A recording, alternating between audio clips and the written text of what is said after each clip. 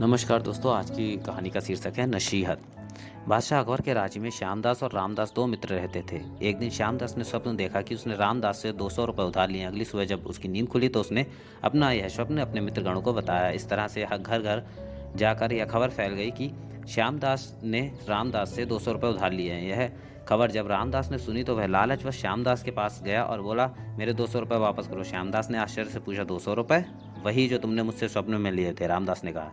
पर वह तो स्वप्न की बात थी, श्यामदास बोला। लेकिन इस बात की गवाही दर्जनों लोग दे सकते हैं। तुमने उनके सामने इसका खुद जिक्र किया है और रुपया लेना स्वीकार किया है, मगर यह बात हकीकत नहीं है। श्यामदास विनयपूर्वक बोला, बात स्वप्न की हो या हकीकत की, जब तुमने स्वीकार कर लिया है तो तुम्हें रुपया देना ही होगा, नहीं तो इसके लिए मुझे बादशाह के दरबार में शिकायत करनी होगी। रामदास बोला, बेचारा श्यामदास इतना गरीब था कि उसने 200 रुपये सिर्फ स्वप्न में ही देखे थे। भला वह रुपया कहाँ से देता।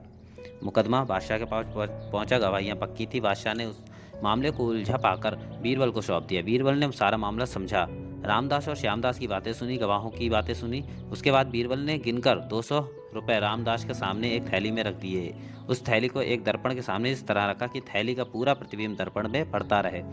उसके बाद दर्पण की ओर इशारा करके बोले, अब तुम अपने रुपए उठा लो। रामदास ने आश्चर्य से बोला, दर्पण में दिखने वाले रुपयों को भला कैसे लिया जा सकता है?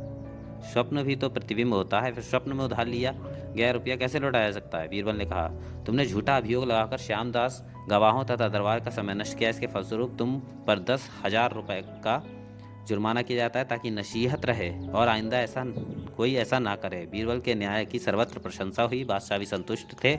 रामदास ने रोते कलपते जुर्माना अदा किया।